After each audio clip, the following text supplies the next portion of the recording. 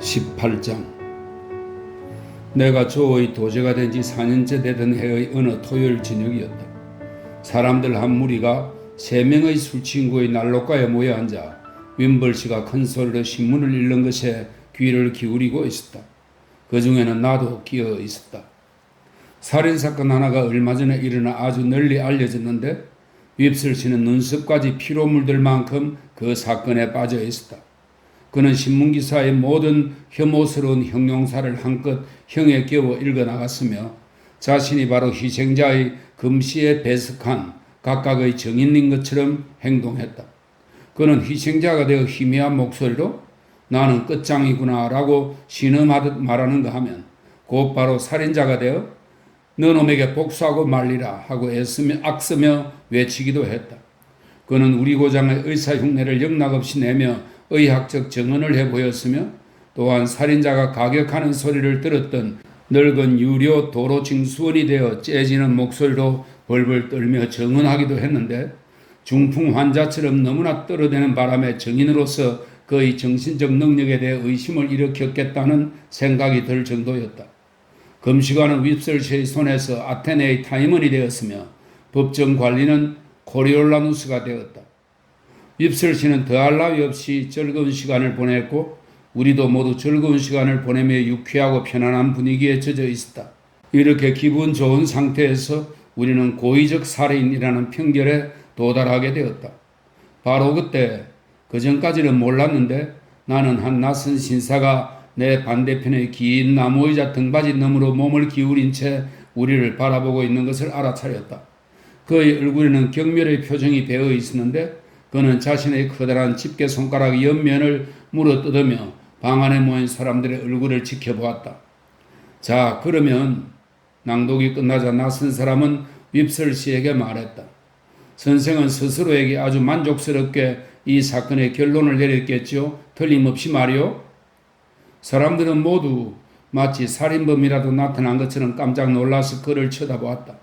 그는 차갑게 비웃는 듯한 시선으로 모든 사람을 바라보았다. 물론 유죄겠지요? 그는 말했다. 자, 분명히 말해보시오. 어서. 선생, 윕슬씨는 대답했다. 선생과 인사를 나누는 영광을 누리지 못했지만 나는 유죄라고 감히 말하는 바요. 이 말에 우리는 모두 용기를 내어 그것을 시인한다는 중얼거리는 소리를 다 함께 냈다. 물론 그러시겠지. 낯선 사람은 말했다. 네, 그럴 줄 알고 있었소. 그럴 거라고 내가 말하지 않았소. 하지만 자, 이제 당신에게 한 가지 질문을 하겠소. 당신은 영국 법에 의하면 모든 사람은 그가 유죄라는 것이 입증되기 전, 잘 들으시오. 입증되기 전까지는 무죄로 간주된다는 것을 알고 있소. 아니면 모르고 있소? 선생, 윕슬씨는 대답을 하기 시작했다. 나 자신은 영국인으로서 이보시오. 낯선 사람은 윕슬씨를 보고 자신의 집게 손가락을 물어뜯으며 말했다. 내 질문을 피하지 마시오. 당신은 그 사실을 알고 있어, 모르고 있어? 어느 쪽이요? 그는 머리를 한쪽으로 기울이고 몸은 다른 쪽으로 기울인 채 신문하는 듯한 위압적인 태도를 취하고 있었다. 그러곤 집게 손가락을 휙 내뻗어 윕슬씨를 그를 지목하는 표시라도 하려는 것처럼 가리켰다가는 다시금 그것을 물어뜯기 시작했다. 자, 그가 말했다. 당신은 그걸 알고 있어? 아니면 모르고 있어? 물론 알고 있어. 윕슬씨가 대답했다. 물론 알고 있으시겠지. 진작 처음부터 그렇게 말하면 되었을 걸 왜 그랬어? 자, 이제 당신에게 또 다른 질문을 하겠소. 윕슬씨에 대한 무슨 권리라도 가지고 있는 것처럼 그를 독차지한 채 그는 말을 계속했다. 당신은 이 사건의 증인들 중 아직 아무도 반대 신문을 받지 않았다는 것을 알고 있어? 윕슬씨는 입을 열어 내가 말할 수 있는 것은 단지라고 말을 시작했는데 그 순간 낯선 사람이 말을 중단시켰다. 아니 뭐요? 그렇다 아니다. 대답하지 않고 지금 또 딴소리 하려는 거요? 자, 다시 한번 기회를 주겠어. 그는 다시 집게 손가락을 휙 내뻗어 윕슬씨를 가리키며 말했다. 내 말을 주의 깊게 들으시오. 당신은 이 사건의 증인들 중 아직 아무도 반대 신문을 받지 않았다는 것을 알고 있어. 아니면 모르고 있어? 자, 나는 당신한테서 한마디만을 듣기 원할 뿐이요. 그렇소 안 그렇소? 윕슬씨는 머뭇머뭇 망설였다. 그러자 우리는 모두 그에 대해 다소 부정적인 견해를 품기 시작했다. 자, 보시오. 낯선 사람은 말했다. 내가 좀 도와주겠소. 당신은 도움받을 자격이 없지만 그래도 내가 좀 도와주겠소. 당신이 지금 손에 들고 있는 그 종이 조각을 한번 보시오. 그게 무엇이오? 이게 무엇이냐고요? 윕설치는 신문을 힐끗 바라보며 몹시 당황한 얼굴로 되물었다. 그것이 바로. 낯선 사람은 지극히 빈정대는 듯하고 의심스러워하는 태도로 말을 계속했다. 당신이 방금 전까지 사건을 읽어주던 인쇄된 신문 맞소? 틀림없이 그렇소. 틀림없이 그렇지요. 자, 그럼 그 신문을 들여다보시오. 그리고 죄수가 모든 답변을 완전히 유보하라는 지시를 자신의 변호사에게서 받았다고 분명히 말했다는 내용이 신문에 명백하게 진술되어 있는지 아닌지 나에게 말해보시오. 방금 전에야 막 그걸 읽은 참이었소. 윕설치는 변명하듯이 말했다.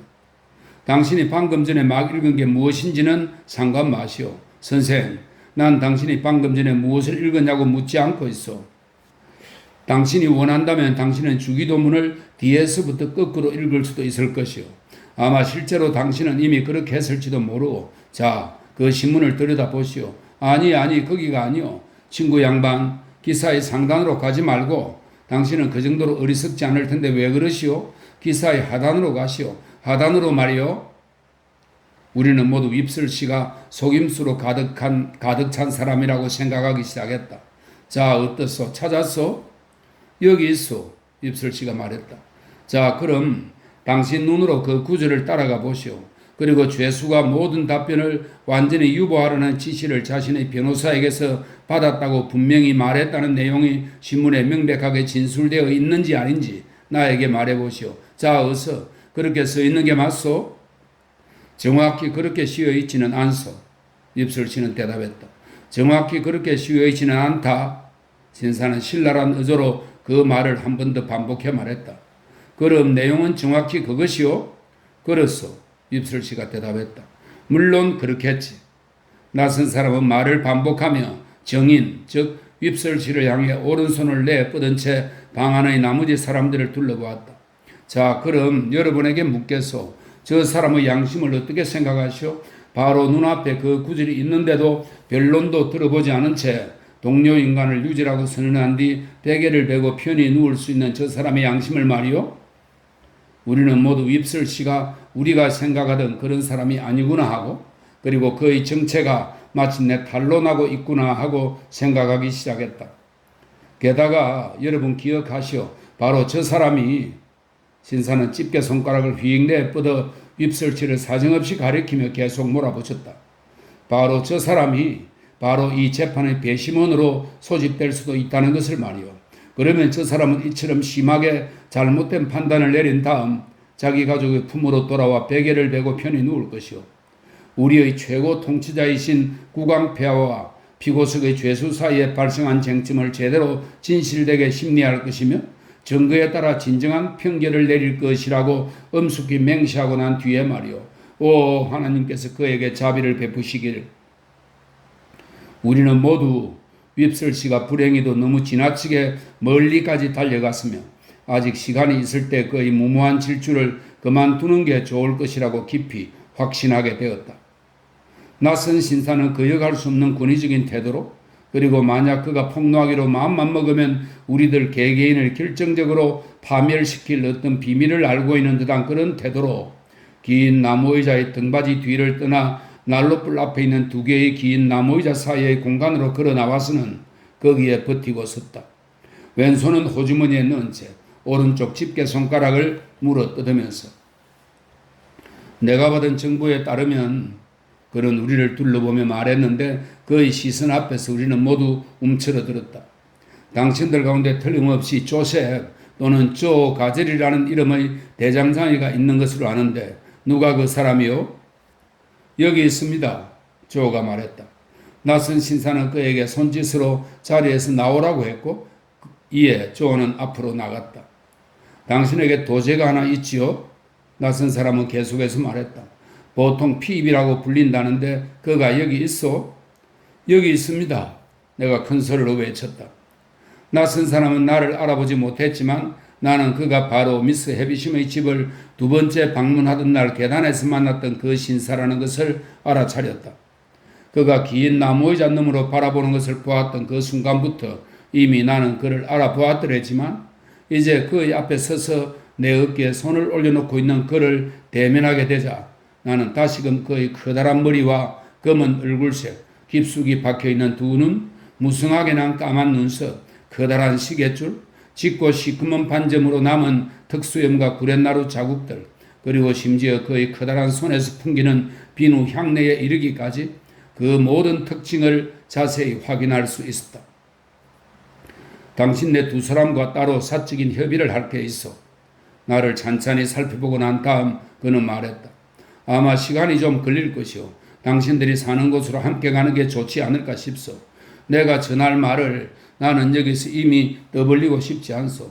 여기 있는 당신네 친구들에게는 나중에 당신네 마음대로 많게든 적게든 이야기해 줄 수 있을 것이오. 그건 나와 아무 상관없소. 사람들이 말없이 궁금해하는 가운데 우리 셋은 술친구에서 걸어 나갔다. 그리고 마찬가지로 말없이 궁금해하며 집으로 걸어갔다. 길을 따라 걸어가는 동안 낯선 신사는 이따금씩 나를 쳐다봤다. 그리고 이따금씩 손가락 옆면을 물어뜯었다. 집에 가까이 왔을 때 조은은 막연하게나마 이 일이 격식을 차릴 필요가 있는 특별한 경우라고 판단했는지 집으로 먼저 들어가 현관문을 열어주었다. 우리의 협의는 촛불 하나로 희미하게 불을 밝힌 가운데 손님 맞이용 거실에서 열렸다. 낯선 신사가 거실 식탁 앞에 앉아 촛불을 자기에게로 끌어당겨 놓고는 자기 수첩에 적혀있는 몇 가지 사항을 훑어보는 것으로 우리의 협의는 시작되었다. 그런 다음 그는 수첩을 도로 집어넣고는 촛불을 약간 옆으로 밀어 놓았다. 다만 그러기 전에 촛불 주변의 어둠 사이로 조와 나를 자세히 바라보았는데 아마 누가 누구인지 확인하기 위한 것 같았다. 내 이름은 제거스라고 하오. 그는 말했다. 나는 런던에 사는 변호사요. 꽤 잘 알려진 사람이요. 나는 당신들과 처리할 특별한 용무가 있어서 왔소. 본론에 앞서 우선 이게 나 자신이 제안한 일이 아니라는 설명부터 해두는 바요. 만약 이 일에 대한 내 의견을 달라는 부탁이 있었다면 나는 여기에 와 있지 않았을 거요. 하지만 내 의견을 달라는 부탁이 없었고 그 결과 나는 이렇게 당신들 앞에 오게 되었어. 나는 오직 의뢰인의 사적인 비밀 대리인으로서 내가 해야 하는 일만을 수행할 뿐이요. 그 이상도 그 이하도 아니요. 그는 자신이 앉은 곳에서는 우리가 그다지 잘 보이지 않는다는 것을 발견하고는 자리에서 일어나 한쪽 다리를 들어 의자의 등받이 너머로 걸쳐놓은 다음 거기에 몸을 기대고 섰다. 그리하여 한 발은 의자의 앉는 부분 위에 올려놓고 다른 발은 바닥을 디디고 있는 자세가 되었다. 자, 조셉 가젤이, 나는 당신의 도제인 이 젊은 친구에 대한 의무에서 자유롭게 해줄 제안을 들고 왔어. 당신은 이 젊은 친구의 도제 계약을 그의 요구에 의해 그리고 그의 이익을 위해 해제하는 데 반대하지 않겠소? 당신은 그렇게 하는 대가로 무언가 바라는 게 없겠소? 피부의 앞길을 가로막지 않는 대가로 내가 무언가를 바라다니 하나님 맙소사. 저는 눈을 동그랗게 뜨며 말했다. 하나님 맙소사는 경건한 말이긴 하지만 질문에 합당한 대답은 아니요. 제거스씨는 대꾸했다. 문제는 바로 당신이 무언가 바라는 게 있느냐 하는 것이요. 자, 당신은 무언가 바라는 게 있어? 내 대답은 없습니다. 입니다. 조는 단호하게 대답했다. 나는 제거스 씨가 사심없는 조의 태도를 보고 마치 이런 바보가 있나 하고 여기는 듯이 조를 헐끗 쳐다보았다고 생각했다. 하지만 나는 숨막힐 만큼 강한 호기심과 놀라움에 빠져 너무나 정신이 없었기 때문에 그것을 확신할 수는 없었다. 아주 좋소. 제거스 씨는 말했다. 당신이 방금 시인한 사항을 잘 기억해 두겠소. 그리고 금세 딴소리를 하거나 하지 마시오. 누가 그럴 거라고 했습니까? 조는 쏘아붙이듯이 대꾸했다. 누가 그럴 거라는 말은 아니오. 당신은 개를 키우시오? 네, 한 마리 키우고 있습니다. 그럼 명심하시오. 자랑은 훌륭한 개이지만 실속은 더 훌륭한 개라는 말을 말이오. 명심하시오. 알겠소? 제거스지는 반복해 말하면서 눈을 감은 채 조에게 고개를 끄덕여 보였는데 마치 무언가를 용서해 주는 듯한 태도였다. 자, 이제 이 젊은 친구에게로 돌아가겠소. 내가 전달해야 하는 말은 바로 그는 그에게 유산을 물려받을 예정이라는 것이요. 조와 나는 놀라움으로 숨이 막힌 채 서로를 쳐다보았다. 나는 그에게 전달하라는 지시를 받았어. 제거스치는 집게 손가락을 휙 내뻗어 나를 가리키며 말했다. 그가 굉장히 큰 재산을 상속받게 될 것이라는 사실을 말이요.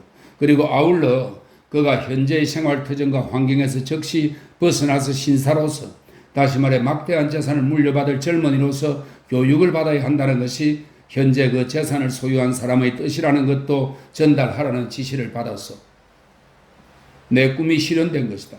내 터무니없는 공상을 초월한 일이 실제 현실로 나타난 것이다. 미스 헤비심은 굉장히 큰 규모로 내게 행운을 안겨줄 작정인 듯 했다. 자, 핍군 변호사는 말을 계속했다. 이제부터 내가 하는 말은 모두 자네에게 하는 것이네.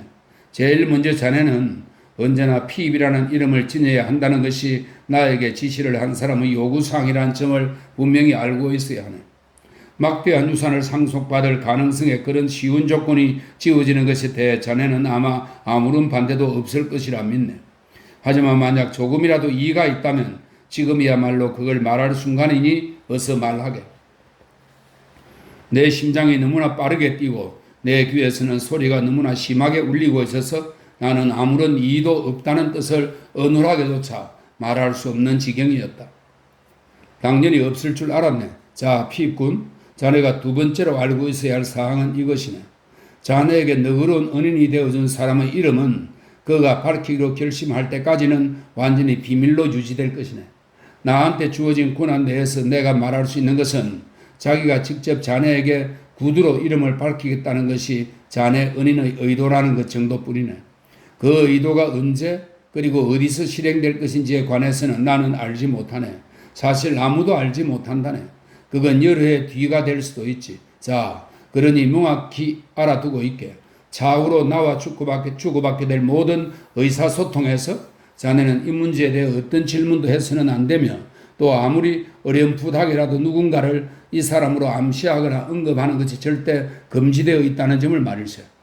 혹시 자네 마음속에 뭔가 짚히는 게 있어도 그대로 마음속에 묻어두고 있게. 이렇게 금지하는 이유가 무엇이냐 하는 것은 본질과는 전혀 상관없는 문제네. 그것들은 아주 당연하고 심각한 이유들일 수도 있고 그저 단순한 변덕일 수도 있네. 그것은 자네가 알려고 할 사항이 아니네. 조건은 정해져서 제시되었네. 자네가 그것을 받아들여서 의무로 지키느냐 하는 것만이 유일하게 남아있는 조건인데 내가 나의 의뢰인, 즉 그에게 지시받은 사항 외에는 내가 책임질 일이 아무것도 없는 그 사람에게서 임무로 부여받은 일은 바로 그것이네. 물론 그 사람은 자네가 재산을 물려받게 될 사람이며 오직 그 사람과 나만이 모든 비밀을 알고 있네. 자, 다시 말하지만 이렇게 큰 행운에 수반되는 조건으로는 별로 정말 어렵지 않은 조건이라고 할 수 있지. 하지만 만약 조금이라도 이의가 있다면 지금이야말로 그걸 말할 순간이니 어서 말하게. 자, 말해보게. 나는 다시 한번 아무런 이의도 없다고 더듬거리며 간신히 말했다. 물론 없을 줄 알았네. 자, 핍군, 이제 계약 조건에 관한 것은 다 끝났네. 그가 비록 나를 핍군이라고 불렀고 또 내 호감을 사리고 다소 신경을 쓰는 듯 했을지라도 그는 여전히 일종의 위압적인 의심의 태도를 버리지 못하고 있었다. 그는 심지어 그 순간조차도 말하는 동안 이따금씩 눈을 감고는 손가락을 휙 내뻗어 나를 가리켜대곤 했다. 마치 나에게 치욕이 될 온갖 종류의 비밀을 다 알고 있어서 마음만 먹으면 얼마든지 입 밖에 낼 수 있다고 표현하려는 듯이 말이다. 이제부터 우리가 할 일은 세부적인 준비사항들 뿐이네. 먼저 알아둬야 할 게 있는데 비록 내가 유산을 물려받을 것이라고 표현을 2번 사용했지만 자네는 앞으로 유산을 물려받을 것이라는 약속만 주어진 것이 아니라네. 내 손에는 이미 자네가 적절한 교육과 생활을 하기에 충분하고도 남을 만큼의 많은 돈이 맡겨져 있다네. 부디 앞으로 나를 자네의 후견인으로 생각해 주기 바라네. 아, 잠깐. 내가 그에게 감사하다는 말을 하려고 하자 그는 내 말을 가로막았다. 내 분명히 말하겠는데 나는 이 일에 대한 보수를 받고 있네. 그렇지 않으면 이 일을 하지 않을 걸세. 자네는 자네의 바뀐 처지에 합당하게 좀 더 훌륭한 교육을 받아야만 한다고 나는 생각하고 자네도 그런 교육의 유익함을 즉시 취득하는 것의 중요성과 필요성을 충분히 인식하게 될 줄로 생각하는 바네요. 나는 항상 그걸 갈망해 왔다고 말했다. 자네가 항상 갈망해 온 것이 무엇인지는 상관 말게 피입군. 그는 쏘아붙이듯 내게 대답했다. 본론에서 벗어나지 말게. 자네가 지금 그것을 갈망한다면 그걸로 충분하네. 그러니까 자네는 즉시 적당한 개인교사를 찾아 배울 준비가 되어 있다는 대답을 한 셈인가? 그게 맞는가? 나는 그렇다고, 그게 맞다고 더듬거리며 말했다. 좋아. 그럼 자네의 의향을 들어보도록 하겠네. 하지만 유념하게 나 이게 현명한 일이라고 생각하지 않네. 다만 내 의무이기 때문에 그렇게 할 뿐이네. 자네는 혹시 특별히 더 마음에 들만한 개인교사를 누구 알고 있는가? 나는 비리와 입설치의 왕고모 말고는 그 어떤 개인교사도 들어본 적이 없었다. 그래서 나는 모른다고 대답했다. 내가 좀 듣고 아는 개인교사가 하나 있는데 내 생각에 그는 자네의 현재 목적에 적합한 사람일 것 같네. 제거스 씨는 말했다. 하지만 잘 듣게. 내가 그를 추천하는 것은 아니네. 나는 사람을 추천하는 법이 결코 없네. 내가 지금 말하는 그 신사는 매슈 포킷이라고 하는 사람이네. 나는 즉시 그 이름을 알아들었다. 미스 해비심의 친척, 커밀러 씨 부부가 언급했던 그 매슈라는 사람. 미스 해비심이 죽어서 신부복 차림 그대로 신부의 만찬 식탁에 눕혀질 때 그녀의 머리맡에 앉게 될 그 매슈라는 사람, 바로 그 사람이었다. 자네는 그 사람 이름을 아는가? 제거스치는 나를 날카롭게 쳐다보며 말했다. 그리고 눈을 감은 채 내 대답을 기다렸다. 내 대답은 그 이름을 들어본 적이 있다는 것이었다. 오, 그는 말했다. 자네는 그 이름을 들어본 적이 있군. 하지만 문제는 자네가 그를 어떻게 생각하느냐 하는 것이네. 나는 그의 추천을 대단히 감사하게 생각한다고 말했다. 아니, 말하려고 했다. 안 되지, 안 돼, 내 젊은 친구. 그는 커다란 머리를 아주 천천히 가로저으면서 내 말을 중단시켰다. 정신 차리고 잘 말하게. 나는 말을 알아듣지 못해 정신을 못 차리고 다시금 그의 추천을 대단히 감사하게 생각한다고 말하기 시작했다. 안 된다니까 젊은 친구. 그는 고개를 가로젓고 찡그리는 동시에 미소를 지으며 내 말을 중단시켰다. 그건 안 돼. 안 된다니까. 아주 썩 솜씨가 좋기는 하지만 소용없네. 그런 것으로 나를 걸려들게 하기에는 자네는 아직 너무 어려. 추천이라는 단어는 적합한 단어가 아니네. 피군. 다른 단어를 써보게. 나는 말을 고쳐서 그가 매슈 포키 씨를 언급해 준 것에 대해 매우 감사하게 생각한다고 말했다. 그건 좀 그럴듯하군. 제거스 씨는 크게 말했다. 그리고 나는 기꺼이 그 신사분한테서 한번 배워보겠다는 말을 덧붙였다. 좋아. 그럼 그의 집으로 들어가서 한번 배워보도록 하게. 자네를 위해 준비를 해놓도록 하겠네. 그리고 자넨 런던에 살고 있는 그의 아들을 먼저 만나볼 수도 있을 것이네. 언제 런던에 올 텐가? 나는 옆에서 꼼짝 않고 지켜보고 있는 조를 헐끗 한번 바라보며 당장이라도 갈 수 있을 것으로 생각한다고 말했다. 우선 제거스 씨는 말했다. 자네는 런던에 입고 올 새 옷이 좀 있어야겠군. 물론 작업복 같은 것은 말고 일주일 후 오는 걸로 하세. 돈이 좀 필요하겠지. 한 20기니쯤 주면 되겠나? 그는 더할 나위 없이 침착한 태도로 기다란 돈 주머니를 하나 꺼냈다. 그리고 금화 20기니를 세어 식탁 위에 올려놓더니 그것들을 내 쪽으로 밀어놓았다. 그가 의자에서 다리를 치운 것은 이것이 처음이었다.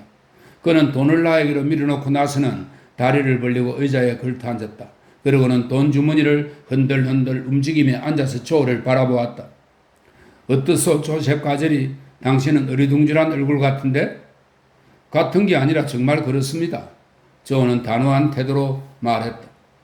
당신은 자신을 위해 바라는 게 아무것도 없다고 말한 것으로 이해되는데 잊지 않았겠지요? 그렇게 말했지요. 조는 말했다. 그리고 그건 변함이 없습니다. 그리고 앞으로도 마찬가지로 변함이 없을 겁니다. 하지만 말이요. 제거스지는 지갑을 흔들어대며 말했다.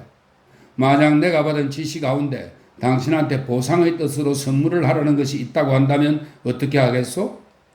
무엇에 대한 보상이란 말입니까? 조는 따지듯이 물었다. 당신을 돕는 저 친구의 일손을 잃는 것에 대한 보상이요. 조는 내 어깨 위에 여자 같은 손길로 부드럽게 손을 올려놓았다. 그때 이래도 나는 자주 힘과 부드러움을 겸비하고 있는 그를 사람을 으깰 수도 있고 계란 껍질을 살며시 두드릴 수도 있는 전기 해무와 같은 존재로 생각하곤 했다. 피입은 영광과 행복을 찾아 얼마든지 자유롭게 일을 그만두고 떠날 수 있습니다.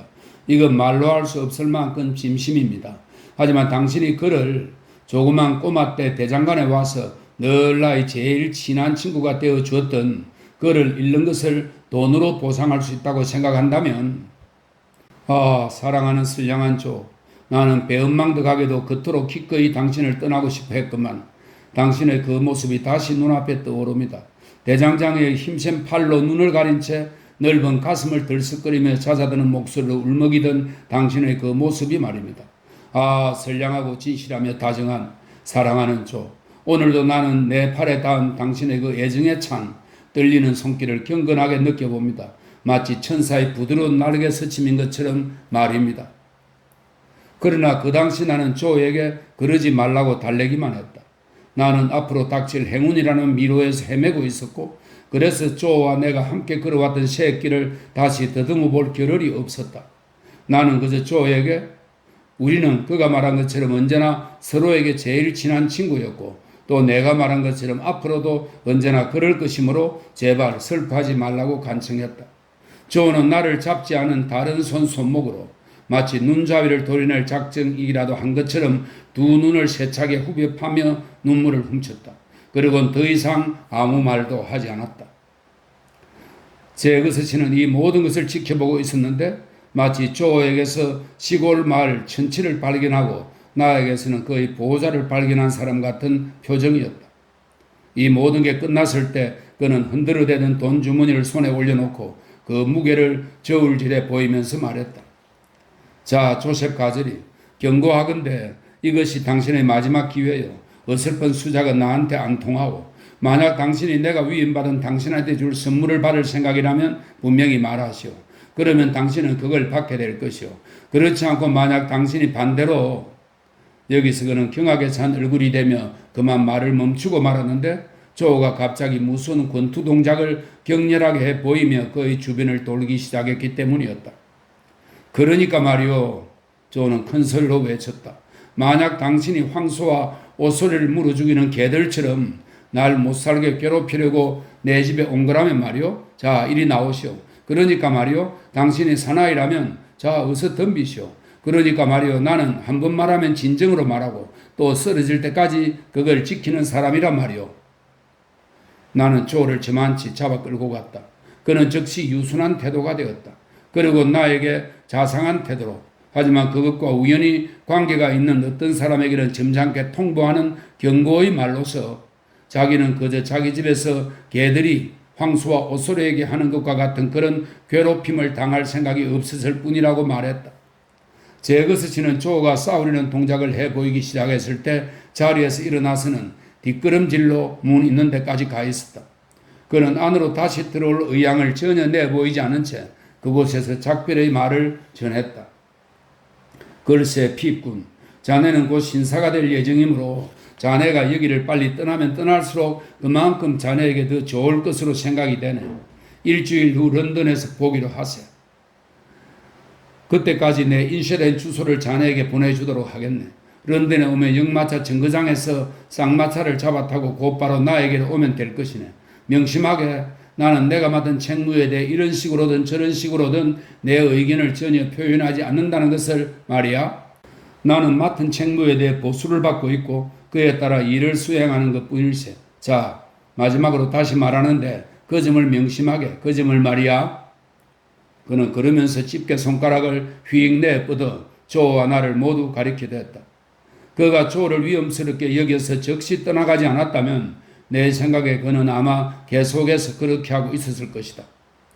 무엇인가 문득 머리에 떠오르는 것이 있어서 나는 그의 뒤를 쫓아 달려갔다. 그는 타고 온 전세마차가 기다리고 있는 술 친구를 향해 돌아가고 있었다. 죄송합니다만 제그스씨, 잠깐만요. 요 일은, 그는 뒤돌아서며 말했다. 무슨 일인가? 제그스씨, 저는 선생님의 지시를 어긋남 없이 정확하게 잘 따르고 싶습니다. 그래서 여쭤보는 게 좋겠다고 생각했는데 혹시 제가 이곳을 떠나기 전에 이 근처에 아는 사람들에게 작별 인사를 하는 것에 무슨 반대가 있겠는지요? 없네. 그는 대답했지만 내 말을 거의 이해하지 못한 것처럼 보였다. 제 말씀은 이 말뿐만이 아니라 읍내에 사는 사람도 괜찮냐는 것입니다. 괜찮네. 그는 말했다. 아무런 반대도 없네.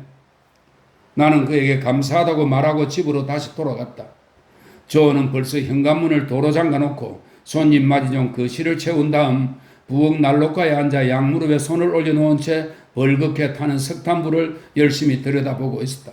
나도 난로불 앞에 가서 앉아 석탄불을 들여다보기 시작했다. 우리는 한참 동안 서로 아무 말도 하지 않았다. 누나는 그녀가 늘 앉는 한쪽 구석의 쿠션을 깐 의자에 앉아 있었고 비디는 벽난로 바로 앞에 앉아 바느질을 하고 있었으며 조는 그 옆에 앉아 있었다. 그리고 나는 조의 옆, 즉 누나의 반대쪽 구석에 앉아 있었다. 빨갛게 달아오른 석탄불을 들여다보고 있으면 있을수록 나는 점점 더 조를 쳐다볼 수 없게 되었다. 그리고 침묵이 오래 계속되면 될수록 나는 말하는 것이 점점 더 어렵게 느껴졌다. 마침내 나는 입을 떼었다.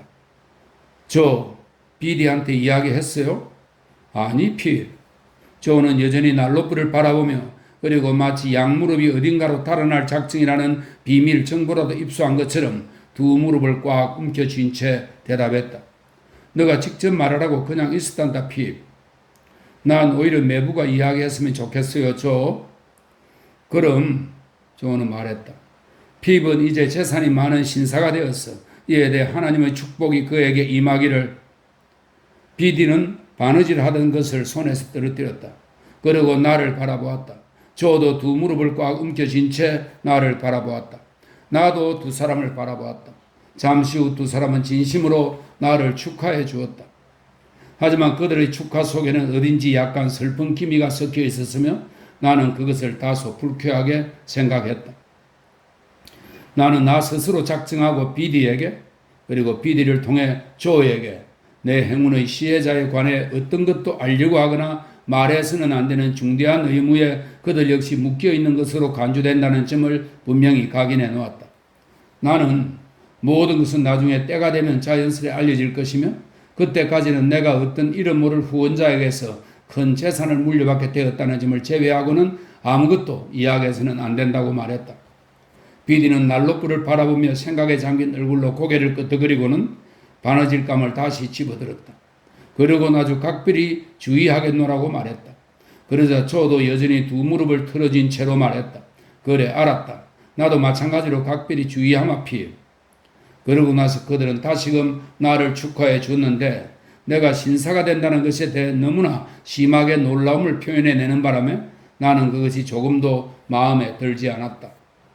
그런 뒤 비디는 무슨 일이 일어나는지 누나에게 약간이라도 전달해 주기 위해 무한히 애를 썼다. 하지만 내가 보기에 그 노력은 완전히 실패로 돌아갔다. 누나는 소리내 웃으며 수없이 고개를 끄덕거렸다.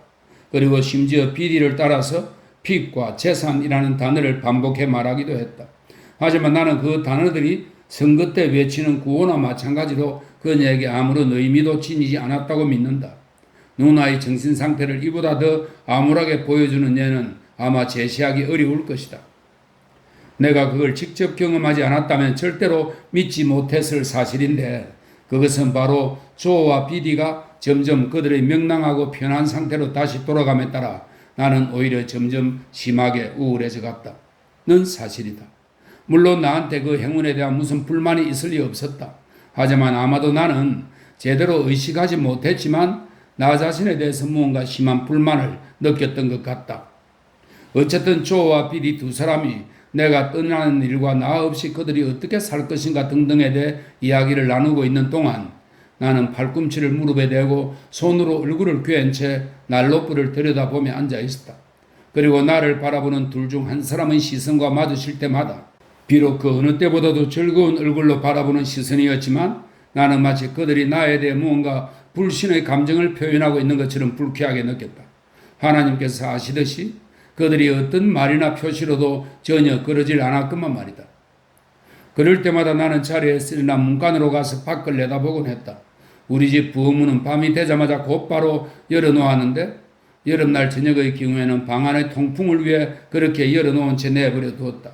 부끄럽게도 나는 그때 눈을 들어 올려다 보았던 바로 그 별들조차 그동안 내가 속해서 살아왔던 시골의 그 촌스러운 대상들을 비추어주는 하찮고 미천한 종류의 별들에 불과하다고 여겼다.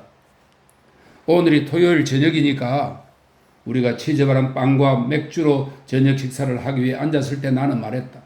닷새가 지나면 그러면 바로 그날의 하루진이 되는군요. 금방 지나갈 거예요. 그래 피. 조언은 말했다. 그의 목소리는 그의 맥주 컵 속에서 공허하게 울렸다. 금방 지나갈 거야. 정말로 금방 지나갈 거야. 비디도 말했다. 생각해 보았는데요. 저 월요일에 읍내에 가서 새 옷을 주문할 때 말이에요. 난 양복점 주인에게 내가 직접 거리로 다시 오든지 아니면 품벌주껏 시내 집으로 옷을 가져다 주면 거기서 입어보든지 하겠다고 말할 작정이에요. 이리로 가져와서 사람들이 모두 빤히 바라보는 데서 입어보는 것은 정말 거북한 일일 테니까요. 허벌씨 부부는 신사복을 멋있게 차려입은 너의 모습을 보고 싶어 할 텐데 핍. 조는 치즈 바른 빵을 왼 손바닥 위에다 올려놓고 그것을 열심히 자르며 말했다. 그러면서 아직 손도 되지 않은 내 식사를 헐끗 바라보았는데 마치 우리가 빵 조각을 서로 비교하곤 했던 그 시절을 떠올리기라도 하는 것 같았다. 밉설씨도 마찬가지일 거고 말이다. 게다가 술 친구도 그걸 영광으로 여길 텐데 그게 바로 내가 원하지 않는 거예요. 그들은 야단 법석을 뜰 거예요. 아주 천박하고 쌍스러운 법석을 말이에요. 그러면 나는 견딜 수 없을 거예요. 아 그렇구나 정말 핍. 조는 말했다.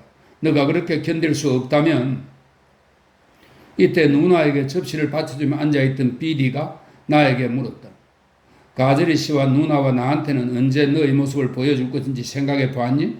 물론 우리한테는 보여주겠지, 그렇지? 비디, 나는 약간 불쾌한 얼굴로 대답했다. 너는 정말 너무나 빨라서 도대체 따라잡기가 어려울 정도야. 그녀는 언제나 빠르지. 조가 덧붙여 말했다. 너가 만약 한순간만 더 기다렸다면 말이야, 비디. 넌 내가 하루 저녁 날을 잡아 아마 떠나기 전날 저녁이 될 가능성이 아주 큰데 내 옷을 보따리에 싸서 이리로 가지고 올 것이라고 말하는 걸 들었을 거야? 비디는 더 이상 아무 말도 하지 않았다.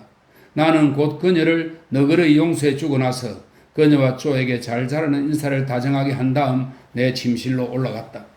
내 작은 방에 들어갔을 때 나는 의자에 앉아 방을 오랫동안 둘러보았다. 이제 곧 높은 신분이 되어 내가 영원히 떠나길 보잘것없는 작은 방이었다. 하지만 어린 시절의 기억들이 생생하게 배어있는 방이기도 했으므로 바로 그 순간조차 나는 그 방과 앞으로 내가 가게 될 더 좋은 방들 사이에서 혼란스러운 마음의 갈등을 느꼈다.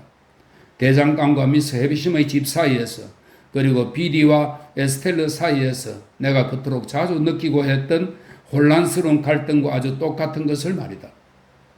그날은 태양이 온종일 내 다락방 지붕 위로 눈부시게 내리비쳤고 그래서 방 안은 약간 더웠다.